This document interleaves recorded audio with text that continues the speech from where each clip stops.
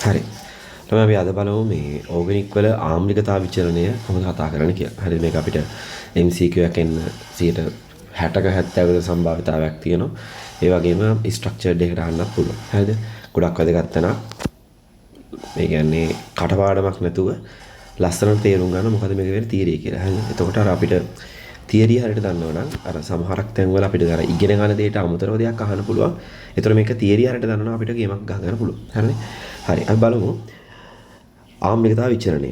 හරිද? දැන් ගොඩාක් දුරට හැම එකක්ම නෙවෙයි ගොඩාක් දුරට ඕගනික් වල තියෙන ආම්ලික කට්ටියන්ගේ OH බන්ධනයක් කියලා තියෙනවා. OH බන්ධනයක් තියෙනවා. OH බන්ධන නැති ආම්ලික කට්ටියත් ඉන්නවා. හරිද? ඒතර OH බන්ධනයක් තියෙද්දි අපි කියනවා මේ ආම්ලිකතාව කියන්නේ මොකද්ද? ආම්ලිකතාවය කියලා කියන්නේ මෙන්න මේ H කෙනා H+ විදියට ඉවත් වෙන්න තියෙන හැකියාවනේ. හයිඩ්‍රෝජන් H+ විදියට ඉවත් වෙන්න තියෙන හැකියාව. ඒතර හයිඩ්‍රෝජන් H+ විදියට ඉවත් වෙන්න නම් අපිට කියන්න පුළුවන් නේද මේ බන්ධන ඉලෙක්ට්‍රෝන මේ පැත්තට හොඳට ඇදෙනවා නම් මේ බන්ධන ඉලෙක්ට්‍රෝන මේ පැත්තට හොඳට ඇදෙනවා නම් මේ H+ වල නිදහස් වීමේ පහසුව වැඩි නේද? ඒතර මෙයාට අර ඉලෙක්ට්‍රෝන ටික දීලා H+ විදියට ඉවත් වෙලා යන්න පුළුවන්. දැන් අපි දන්නවා හයිඩ්‍රෝජන් H+ විදියට ඉවත් වෙලා යන්නේ කොහොමද? තමන්ගාව තියෙන ඉලෙක්ට්‍රෝනෙ දීලා තමයි යන්නේ නේ. ඒතර එයාට දෙන්න තියෙන හැකියාව වැඩි නේද මෙයා මෙහෙන් අදිනවනම්. ඒතර මෙහෙන් ඉලෙක්ට්‍රෝන අදිනවනම් එයාට මේ බන්ධන ඉලෙක්ට්‍රෝන මේ පැත්තට දීලා ඉවත් වෙලා යන්න පහසුයි. තේරෙනවද? මේ පැත්තට දීලා ඉවත් වෙලා යන්න පහසුයි. ඒතර අපිට කියන්න පුළුවන් මේ ඔක්සිජන්ගෙන් මේ පැත්තට ඉලෙක්ට්‍රෝන ආකර්ෂක කාණ්ඩයක් ඉන්නවනම් ඉලෙක්ට්‍රෝන ආකර්ෂක කාණ්ඩයක් බැඳිලා ඉන්නවනම් ආම්ලිකතාව වැඩි. ඒතකොට දැන් මෙයා හොඳට ඉලෙක්ට්‍රෝන මේ පැත්තට අදිනකොට මෙහෙන් H+ ඉවත් වෙලා යන තියෙන හැකියාව වැඩි වෙනවා. තේරෙනවද? ඒ වගේම තමයි ඉලෙක්ට්‍රෝන විකර්ෂක කාණ්ඩයක් සෙට් වෙලා තියෙනවනම් ඉලෙක්ට්‍රෝන විකර්ෂක කාණ්ඩ. හරිද? දැන් අපි ඉලෙක්ට්‍රෝන විකර්ෂක කාණ්ඩයක් අපි R කාණ්ඩයක් ගත්තොත් එතන මොකද වෙන්නේ? එයා කරන්නේ මේ පැත්තෙන් ඉලෙක්ට්‍රෝන මෙහාට තල්ලු කරන එක. ඒතර එයා මේ පැත්තට ඉලෙක්ට්‍රෝන තල්ලු කරද්දී මේ දෙන්නගේ ආරම්භය උපතින් තියෙනවනේ මෙතන 3.5යි 2.1 නිසා ද්‍රව්‍යතාවය. ඒ ද්‍රව්‍යතාවය අඩු වෙනවා. ඒ ද්‍රව්‍යතාවය අඩු වෙද්දී මෙතනින් H+ එකක් ඉවත් වෙලා යන තියෙන හැකියාව අඩුයි. තේරෙනවද? ඒතර අපි කියනවා ආම්ලිකතාව වැඩි වෙනවා ඉලෙක්ට්‍රෝන ආකර්ෂක කාණ්ඩයක් සම්බන්ධ වෙලා ඉද්දී ආම්ලිකතාවය අඩු වෙනවා ඉලෙක්ට්‍රෝන විකර්ෂක කාණ්ඩයක් සම්බන්ධ වෙලා තියෙද්දී. පාලි කතාව ඕක. ඊට පස්සේ ඒ වගේම තමයි යම්කිසි සංයෝගයක් අපි මොකක්ද සංයෝගයක් හිතමු ROH වගේ මේ වගේ සංයෝගයක් H+ නිදහස් කරාට පස්සේ ඒ කට්ටිය හදනවනේ ඇනායනයක් නේ. මෙන්න මේ හදන ඇනායනයේ ස්ථායීතාවය වැඩි නම් මෙන්න මෙයා හොඳට ස්ථායි කෙනෙක් නම් අපිට කියන්න පුළුවන් මේ සමතුලිතය හොඳින් මේ පැත්තට නැඹුරු වෙනෝනේ. ඇයි එයාව හදන්න ආසයි. ස්ථායිනේ. ඒතර එයාව හදන්න කැමැත්ත වැඩි වෙනකොට මේ සමතුලිතය මේ පැත්තට නැඹුරු වෙනවා කියන්නේ මාධ්‍ය H+ ප්‍රමාණය වැඩි වෙනවා. ආම්ලිකතාව වැඩි වෙනවා කියලා කියන්න පුළුවන්. එතකොට අපි කියනවා පළවෙනි කාරණය ඉලෙක්ට්‍රෝන ආකර්ෂක කාණ්ඩයක් සම්බන්ධ වෙද්දී ආම්ලිකතාව වැඩි වෙනවා. ඒ වගේම තමයි H+ නිදහස් කිරීමෙන් පස්සේ හැදෙන ඇනායනයේ ස්ථායීතාවය වැඩි වෙනවා නම් ආම්ලිකතාව වැඩි වෙනවා. හරිද? ඊට පස්සේ අපි pH වලදී කතා කරා මේ දේවල්. ආම්ලිකතාව වැඩි වෙන විට අදාළ ආම්ලයට තියෙනවා Ka වැලියු එකක් නේ. ඒතකොට අපි කියන්නේ අර ඇසිඩ් වලට සඳහා කොන්ස්ටන්ට් එක. හරිද? K acid. ඒතකොට Ka වැඩි වෙනවා. Ka වැඩි වෙනකොට pKa අඩු වෙන්න ඕනේ. හරිනේ? ඔයාලා දන්නවනේ ඒක. සාමාන්‍ය දෙයක් Ka කියන්නේ මේ ආම්ලයක් සඳහා විකට නියතේ pK කියන්නේ එයාගේ ඍණ ලඝු අගය. හරිනේ? ඒතර ආම්ලිකතාව වැඩි වෙනකොට Ka අගය වැඩි වෙනවා pKa අගය අඩු වෙන්න ඕනේ. සපියන් පොදු විචලනය ගැන කතා කරමු. මොකද්ද ඕගනික් වල පොදු විචලනය? හරිනේ? අපි ගත්තොත් ආම්ලිකතාවය අඩුම වෙන්නේ සරල දෙයක්. ආම්ලිකතාවය අඩුම වෙන්නේ භාෂ්මික කට්ටියන්ගේ. භාෂ්මික සංයෝග වල තමයි ආම්ලිකතාව අඩුම නේද? අපි දන්නවා භාෂ්මික සංයෝග කවුද? අපිට ඇමයිඩ ඉන්නවා, ඇමීන ඉන්නවා, ඊට පස්සේ ඇනිලීන ඉන්නවා. මේ කට්ටියන්ගේ ආම්ලිකතාවය තමයි අඩු. මේ කට්ටියගේ තමයි ආම්ලිකතාව අඩුම. භාෂ්මික කට්ටියගේ ආම්ලිකතාව අඩු. තේරෙනවද? භාෂ්මික කට්ටියගේ තමයි ආම්ලිකතාව අඩුම. හරිද? ඊට පස්සේ මීට වඩා ආම්ලිකතාව වැඩි උදාසීන ප්‍රභේද. කවුද උදාසීන ප්‍රභේද? උදාසීන ප්‍රභේද තමයි ඇල්කේන නේ ඇල්කේනලා ඊට පස්සේ ඇල්කීනලා උදාසීනයි ඊට පස්සේ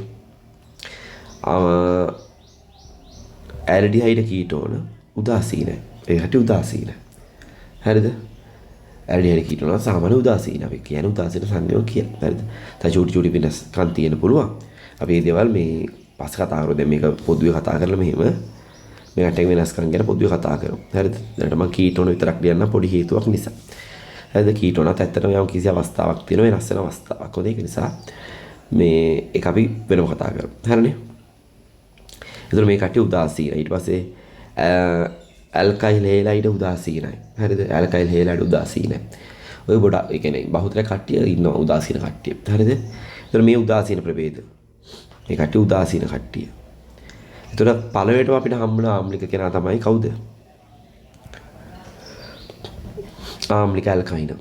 ආම්ලික ඇල්කයින තමයි ආම්ලිකතාව වැඩි කෙනා හරිද ඊට වඩා ආම්ලිකතාව වැඩි සාමාන්‍යයෙන් ඇල්කොහොල් වල ආම්ලිකතාව ඊට වඩා වැඩි හරිද හැබැයි අපි මේ කට්ටිය දැන් ආම්ලික ආම්ලිය කියලා ඇත්තටම කිව්වට මේ හැමෝගෙම මේ මෙතන සඳහන් කරලා තියෙන හැමෝගෙම ආම්ලිකතාවය සංශුද්ධ ජලයටත් වඩා අඩුයි තේරෙනවද සංශුද්ධ ජලයටත් වඩා මේ කට්ටියගේ ආම්ලිකතාව අඩුයි ජලයට වඩා ආම්ලිකතාව වැඩි එකම ඇල්කොහොලය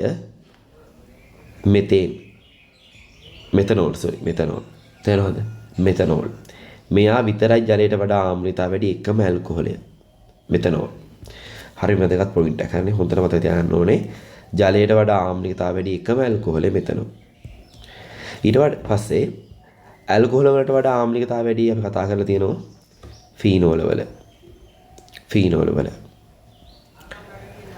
වලට ආම්ලිකතාව වැඩි කාබොක්සිලික් අම්ල වල ඔය තමයි අපේ ප්‍රධාන වශයෙන් ඉන්න ආම්ලික සංයෝග ටික තේරෙනවද එස් අපි යන් මේ කට්ටියගේ ගුණ ගැන වෙනම කතා කරා හරිනේ මේ කට්ටිය කොහොමද විචලනය වෙන්නේ කියන එක මම මුලින්ම ගන්නවා පොදුවේ හයිඩ්‍රෝකාබන ගැන අපි කියව උදාසීනයි කියලානේ මේ කට්ටිය උදාසීන මේ ආම්ලිකයි කියලා කිව්වා අග්‍රස්ත හයිඩ්‍රෝජන් තියෙන ඇල්කයින් විතරයි ආම්ලික හොඳේ හරි දැන් අපි ගියා මොකද වෙන්නේ මෙතන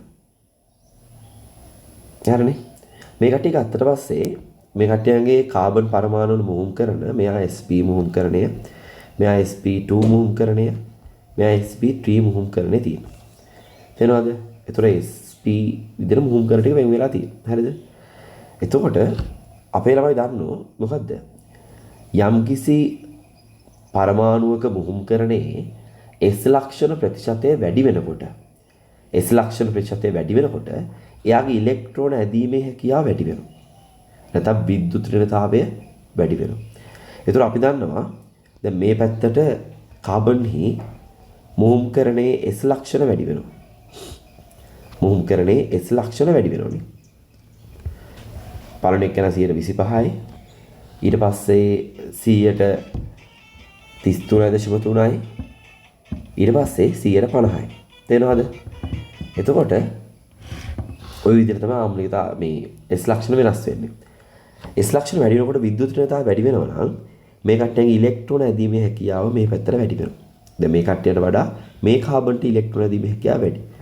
මීටත් වඩා මේ කාබන්ගේ ඉලෙක්ට්‍රෝන ඇදීමේ හැකියාව වැඩි. ඒතර ඉලෙක්ට්‍රෝන ඇදීමේ හැකියාව නැත්නම් බන්ධන ඉලෙක්ට්‍රෝන ඇදීමේ හැකියාව ඒ පැත්තට වැඩි වෙනවා. තේරෙනවද? හරි. එතකොට බලමු මේ විදිහට. දැන් බන්ධන ඉලෙක්ට්‍රෝන ඇදීමේ හැකියාව මේ පැත්තට වැඩි වෙනවා නම් අපිට කියන්න පුළුවන් දැන් බලන්න CH බන්ධනය මෙහෙම තියෙනවා. දැන් මෙයා මේ පැත්තට යන්න මේ කාබන් මෙහාට ඉලෙක්ට්‍රෝන ඇදීමේ හැකියාව වැඩි. ඒතකොට කාබන්ගේ ඉලෙක්ට්‍රෝන ඇදීමේ හැකියාව වැඩි වෙනවා නම් මොකද කියන්න පුළුවන්? කාබන්ගේ ඉලෙක්ට්‍රෝන ඇදීමේ හැකියාව වැඩි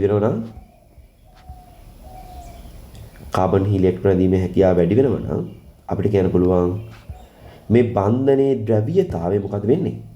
වැඩි වෙනවනේ. ඇයි මෙයා මෙහෙන් ඉලෙක්ට්‍රෝන අදිද්දී මෙයාගේ ධන ස්වභාවය තව චුට්ටක් වැඩි වෙනවා. මෙයාට ඉවත් වෙලා යන හැකියාව වැඩි වෙනවා. ඒතර අපිට කියන්න පුළුවන් කාබන්ගේ ඉලෙක්ට්‍රෝන ඇදීමේ හැකියාව වැඩි වෙනවා නම් බන්ධනයේ ද්‍රව්‍යතාවය වැඩි වෙලා H+ නිදහස් වීම පහසු වෙනවා. H+ නිදහස් වීම පහසු වෙනවා. ඒ කියන්නේ ආම්ලිකතාව වැඩි වෙන්න ඕනේ. ඒ කියන්නේ ආම්ලිකතාවය වැඩි වෙන්න ඕනේ. තේනවද? ඒ කියන්නේ ආම්ලිකතාවය වැඩි වෙන්න ඕනේ. තේනවද? ඒතර අපිට කියන්න පුළුවන් ඇල් කියන වලට වඩා ඇල්කොහොල වලත් ඇල් කියන වලට වඩා ඇල්කීන වලත් ඇල්කීන වලට වඩා ඇල්කයින වලත් ආම්ලිකතාව වැඩි. තේනවද? හරි. ඊට පස්සේ අපි මධ්‍යසාරවල විචලනය ගැන කතා කරා. අපි කියන තියෙනවා මෙතනෝල් වල විතරයි ජලයට වඩා ආම්ලිකතාව වැඩි.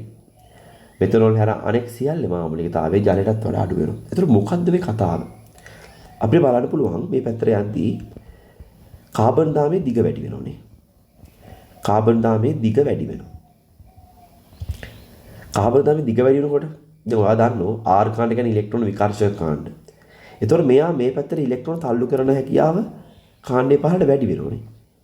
ඒතකොට ඉලෙක්ට්‍රෝන තල්ලු කිරීමේ හැකියාව මේ පැත්තට වැඩි වෙනවා. ඉලෙක්ට්‍රෝන විකර්ෂණ ආචරණය වැඩි වෙනවා කියන්නේ මේ OH බන්ධනයේ ද්‍රව්‍යතාවය අඩු වෙනවා. තේරුණාද? ඒතකොට කාබන් දාමේ දිග වැඩි වෙනවා නම් අපිට කියන්න පුළුවන් ඉලෙක්ට්‍රෝන විකර්ෂණය වැඩි වෙලා අපිට කියන්න පුළුවන් මොකද්ද? OH බන්ධනයේ ද්‍රව්‍යතාවය වැඩි වෙනවා අඩු වෙනවා. OH බන්ධනයේ ද්‍රව්‍යතාවය අඩු වෙනවා කියන්නේ ආම්ලිකතාවය අඩු වෙනවා. ආම්ලිකතාව අඩු වෙනවා. තේරෙනවද? ඔය විදිහට අපිට තර්ක කරන්න පුළුවන්. තේරෙනවද? ඊට පස්සේ ඔය විදිහට තර්ක කරන්න පුළුවන් තව විදිහක් තර්ක කරන්න පුළුවන්. ඒ තමයි අර කලින් කිව්වා වගේ ඇනායන ස්ථායීතාවය ඇසුරේ. දැන් අපි ගත්තොත් මේ තියෙන එතනෝල් හයිඩ්‍රජන් ඉවත් කරලා නම් හැදෙන්නේ එතනොක්සයිඩ් ඇනායනයක්. මෙතන තියෙන්නේ ප්‍රොපනෝල්. ඒතර ප්‍රොපනෝල් එච්චයක් ඉවත් කරලා නම් ප්‍රොපනොක්සයිඩ් ඇනායනයක් හැදෙනවා. හරිද? එතකොට දැන් ඇනායනයක් අපි ළමයි දන්නෝ යම්කිසි කෙනෙක්ගේ ආරෝපිත ස්වභාවය වැඩි වෙනකොට මොකද වෙන්නේ? ආරෝපිත ස්වභාවය වැඩි වෙනකොට එයාගේ ස්ථායීතාවය අඩු වෙනවා. ඒතර ඔයාලට පේනවා මෙතන තියෙන කාබන් දාමයට මෙතන කාබන් දාමේ දිග වැඩි. ඒතර මෙහෙන් ඉලෙක්ට්‍රෝන විකර්ෂණයට වඩා මෙතනින් සිදු කරන ඉලෙක්ට්‍රෝන විකර්ෂණය ප්‍රබලයි. ඉලෙක්ට්‍රෝන විකර්ෂණය ප්‍රබල වෙද්දී මොකද වෙන්නේ? ඉලෙක්ට්‍රෝන විකර්ෂණය ප්‍රබල වෙද්දී මේ ඔක්සිජන් මත ඍණ ස්වභාවය වැඩි වෙනවා. ඔක්සිජන් මත ඍණ ස්වභාවය වැඩි වෙනකොට මොකද කියන්න පුළුවන්? ඇනායනයේ ස්ථායීතාවය අඩු වෙනවනේ. ආරෝපිත ගතිය වැඩි වෙනකොට ස්ථායීතාවය අඩු වෙනවා. ඒතකොට ස්ථායීතාවය අඩු වෙනවා නම් අපිට කියන්න පුළුවන් මොකද්ද? H එකක් නිකුත් කරලා මෙයාව හදනවට වඩා මෙයාව හදන එක තමයි වඩාත් හොඳ. කැමැත්ත වැඩි. තේරෙනවද?